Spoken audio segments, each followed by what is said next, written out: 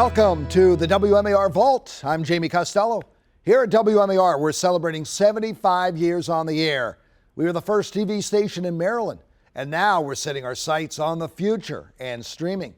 So we're going to be mixing up the old and the new, opening up the WMAR Vault and dusting off 16 million feet of archive footage. That's enough to get us from Baltimore to Los Angeles and still have nearly 400 miles left over. We hope you enjoy this episode of the WMAR Vault.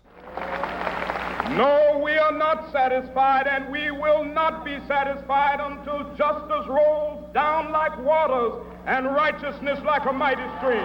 1963, Dr. Martin Luther King Jr. talked about a better life, an equal life for all people. Because I have a dream. My 4 little children will one day live in a nation where they will not be judged by the color of their skin, but by the content of their character. I have a dream today. Almost 30 years later, the memory of the civil rights leader still surrounds us, but many believe King's dream is lost in despair. I don't think this would be his dream in today's society. Why do you say that? Well, all the crime and the drugs and the children, they don't have any direction nowadays. I feel it's all blacks should get together, along with the whites, get rid of all the drugs in the world. Teachers paid tribute to King at a breakfast. Many educators here admit that the words, "I have a dream," have no real meaning to some children today. They just kind of take it for granted that they can go in the stores and try on clothes, whereas years ago they couldn't do that. But students are taught about King in the classroom and in the community. At an NAACP Family Day, children born after King's death can paint a vivid picture of the past. He did a lot of things for us so we can have rights too. Free at last! Free at last! Thank God Almighty! We are free at last! Yolanda Graham, Channel 2 News. I am determined that diminished as we are by Dr. King's death, we shall not, we will not, and we cannot allow his death to be disclaimed by any of us, for in a way we are all to blame because we have allowed the poisons of prejudice, injustice, and violence to seep into the bloodstream of our national life. Dr. Templeton, in view of last tragic occurrence, how do you assess the mood of the Negro community here in the city of Baltimore? At the moment, I would say that the community is quite stunned and really not aware of what ought to happen. The shock is so great. But I think, to go along with that statement, I must also add the fact that the community expects now more to happen precisely because of Dr. King's assassination. In short, his dream, the dream he spoke about so eloquently back on the March in Washington in 1963, and all of his comments since then, are the kinds of things that the Negro community believes now must come to pass. This means that Congress, for example, must pass the Civil Rights Act. This means that Baltimoreans, white and Negro alike, must rededicate themselves sincerely to a policy and a behavior of nonviolence, positive nonviolence. It means that each one of us must use real personal restraint to be the kind of an American that Dr. King wanted us all to be. I think, too, the Negro community expects, more than ever now, the recommendations of the Kerner Commission on Civil Disorders, the recommendations of that report to be implemented actively. Businessmen must hire. The government, the city government, must take Negroes into all kinds of representational spots. Churches must respond to their moral dictates.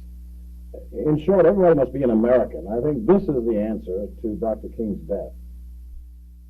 What is your reaction to what happened last night? Well, to tell you the truth, it's really shocking. I mean, this is something that you hear about, you see on television in other cities, but you never think it's coming to Baltimore. What is your reaction to what happened last night? Well, my reaction to this, I think it's awful. Because Martin Luther King, he built up something for the Negro. But this that happened all last night, the Negro has torn down his imagination of what he spent all of his life to build up. And I don't think it was right.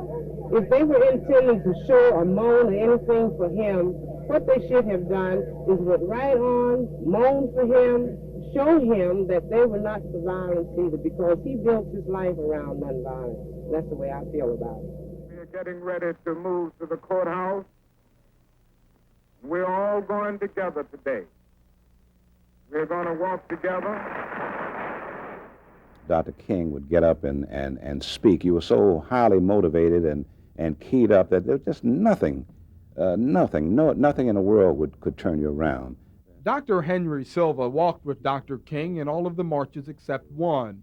He said he's proud of the way this country pays tribute to Dr. King. I asked him how Dr. King would feel about it all. I think if Dr. King were alive today, he would be amazed at the stature that he has achieved, not only in this country, but in the world. Dr. King basically was a very humble man, very, very humble, and was never that caught up in his own worth. He just wanted to bring about change in his country.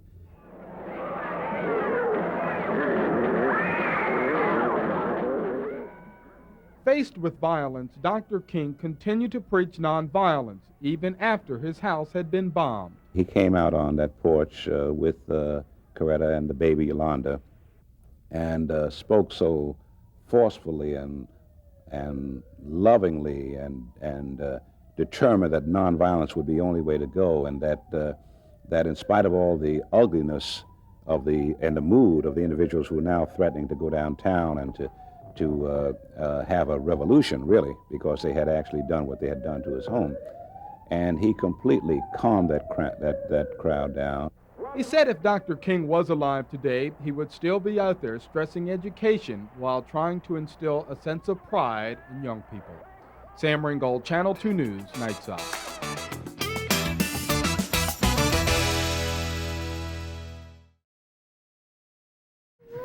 Well, honey, we had strawberry shortcake already. Why don't we get something new?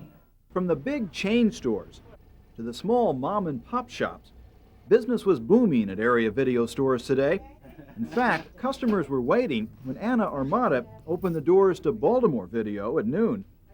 Yeah, I think all the good movies are cleaned out by now, especially from last night since it started snowing so early. At Marcy's Video on Patterson Park Avenue, employees spent the morning filling up empty shelves and bracing for another busy day.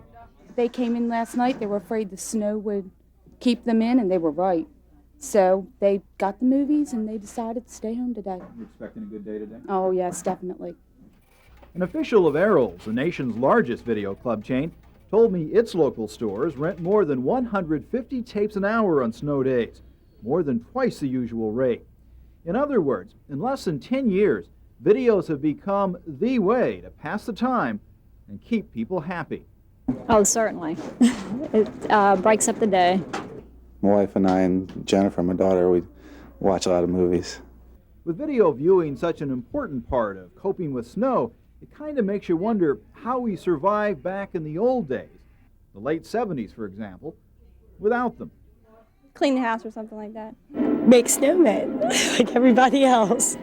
Watch TV, watch cartoons. Well, I think what we did the last time we were snowbound was we made Jennifer. There's a popular myth in American big business about the young man who works his way up from the mail to become company president. Well, here at the Westinghouse Defense Center, the mailboy is named Herbie. He's a robot. And while he may never become company president, he and his robot cousins are working their way up the corporate ladder.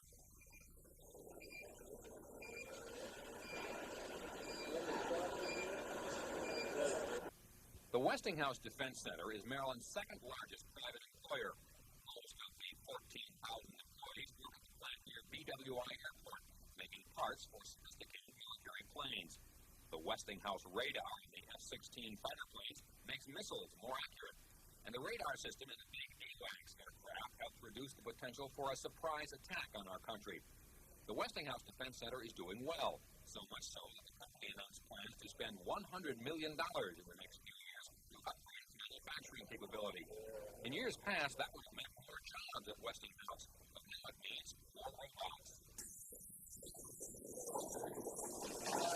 If you look at the state of the manufacturing technology in the world today, there's no question about the fact that the United States is falling behind. That's true not only in automobiles, steel, and also in the electronics industry. Edward Silcott is General Manager of Operations at the Westinghouse Defense Center. In a recent talk to local business leaders, he showed a film about how robots are improving the efficiency and quality of foreign manufacturing. The robotics technology today allows the manufacturer to very precisely control the process. The end result is a significant increase, consistent increase in quality improvement, and that's what the consumer is about. Westinghouse employs 150 persons to assemble printed wiring boards. 2 years from now, those jobs will be taken over by robots in factories that will be built in Florida and Texas. Westinghouse says the people doing those jobs now will be retrained to do other work. Still, the employees are worried about their jobs.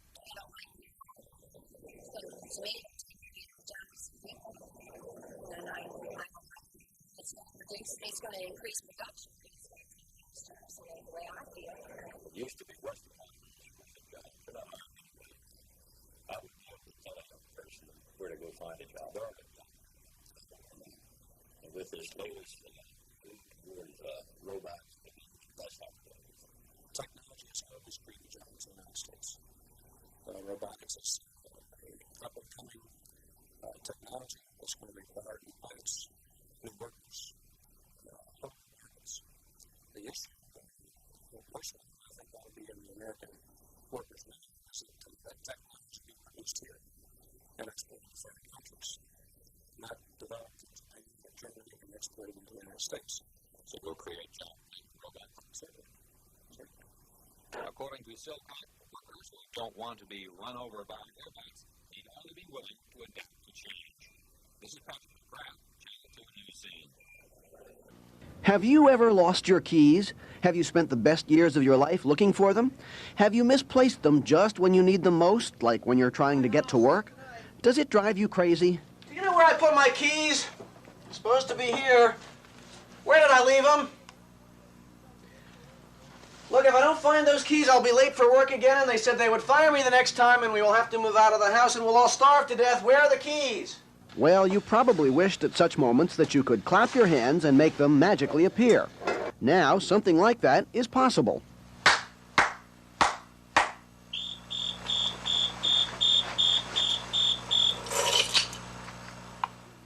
It's a miracle. Better than a genie or a manservant, it's called the Beep and Keep Key Finder. If you clap its coded message, it answers. Like everything today, it works on a computer chip.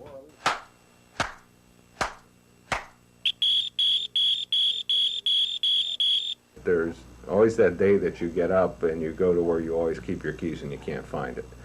I think you assume then that it's somewhere in that room, but not in the receptacle that you normally leave it in, and you would turn around and you would clap 4 times and the key finder would beep and tell you, here I am, the keys are over here. Beep and Keep is marketed by a mail-order house in Rockville with ads in upscale vehicles like the New Yorker. It costs $17 delivered, but it's cheaper than a locksmith or a new job. I'm Andy Barth at large for News Scene 2.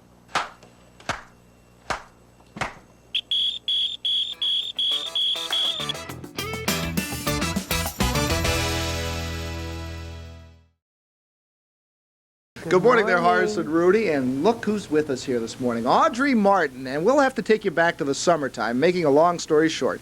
You wrote a letter to Horace saying, I love Wayne Newton, and then all of a sudden Horace started to get everything in the works, and all of a sudden you're ending up going down 95. Absolutely. On my way to Atlantic City, the Taj Mahal, and Wayne Newton couldn't be better. Horace holds on tightly to Audrey while I hold on to her purse, and Ricky Dees holds open the door.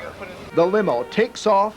Destination, the Taj Mahal in Atlantic City, to see the one, the only, Wayne Newton.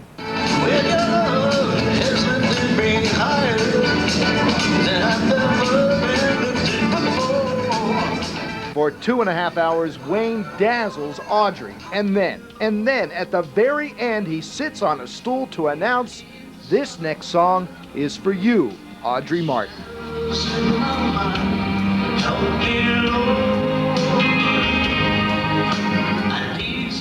To me, to Audrey Martin.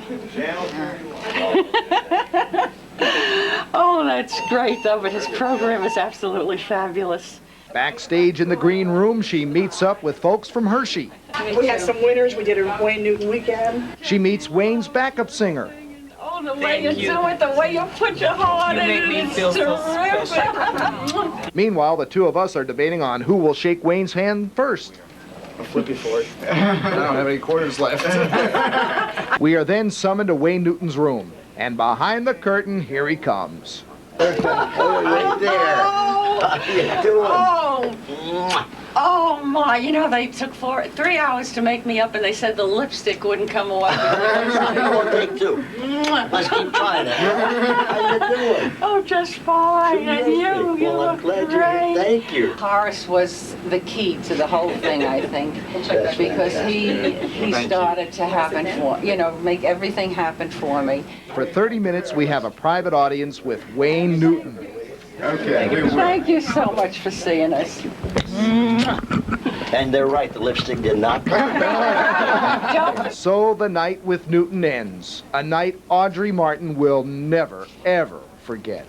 And we are going to play this song next. Dunkashane. Yours truly and Horace. Horace, by the way, was... Listen to this. Thank you for... That's coming up next. And there's another story to this Wayne Newton story. Once before I go, I'll tell you. We'll be right back with Audrey Martin. And look at Horace. Horace is going to get his own show here after a while. Hey, Ed McMahon's in the back room here. Right. Star Search. I'm ready for Vegas, baby. All right. Could you do that little thing again? And we'll be back.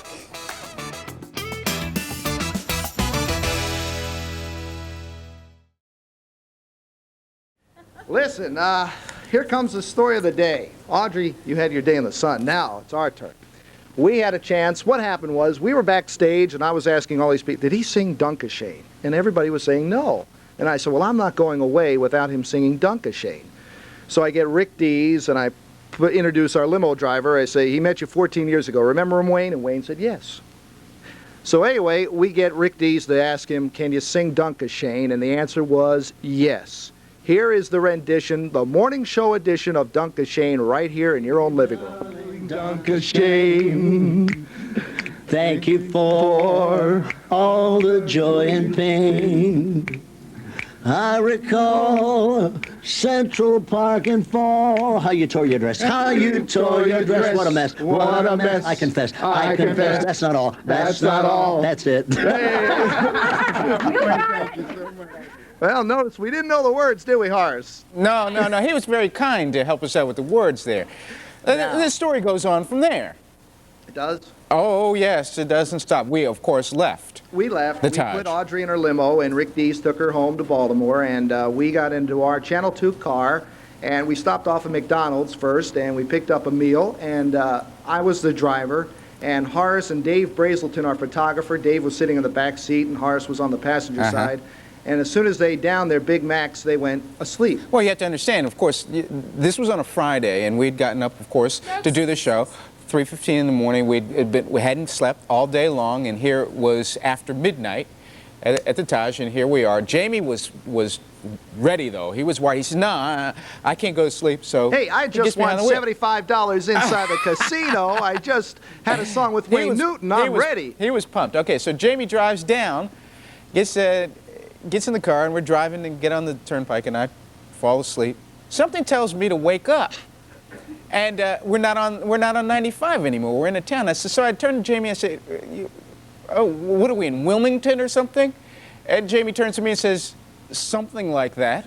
It's a small town outside Atlantic City. And I said, man, this looks a lot like Philadelphia to me. I have a friend that lives, well, he said, Jamie didn't say anything. So we get back on a 95 and we're heading down. I said, Jamie, we're in Philadelphia. We're going from Atlantic City to Baltimore by way of Philadelphia. What happened, Jamie? I still don't know what happened. Well, I evidently got twice the wrong road. We're heading toward Cape May and we get to the toll tunnel. I say, are we on our way to Baltimore? No, sir, you're on your way to Cape May, and if after the Cape May you wind up right in the Atlantic Ocean. So I decided to turn the car around and go the other way. So we're going over the Walt Whitman Bridge, and Horace wakes up and says, that's the Spectrum over there, isn't it? I said, man, Horace, you're in a deep sleep. Wake up. I tried to slap him out of it. Finally, we get back on track, and all of a sudden we're pulling up. We just passed Edgewood, and all of a sudden the car starts to shake. Yeah, I mean, violently. Zoom, Shadoom. Right. Okay, I'm awake by now talking to Jamie because he was all, was all over the road. Photographer in the back seat, Dave Brazelton, out. He's snoring snoring like you would never believe. I mean, we couldn't even hear the trucks. Oh, there's Dave right there.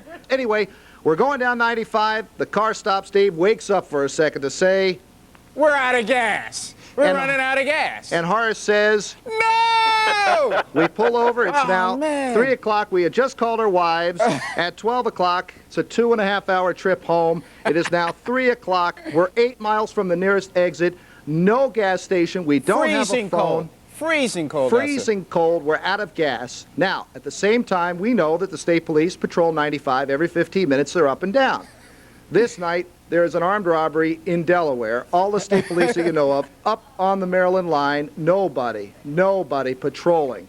3.5 hours later, after Jamie's honking the horn, doing the lights for 3.5 hours, calling on the two-way to nobody. Yeah.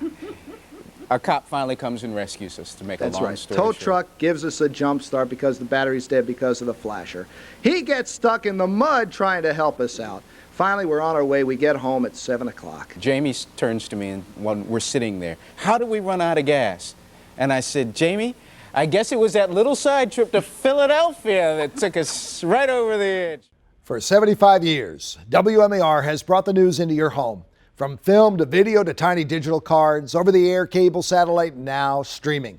And we'll keep moving forward. And remember to look back at the stories and the moments that made us all here in Maryland. We hope you've enjoyed this episode of the WMAR Vault. We will see you next time.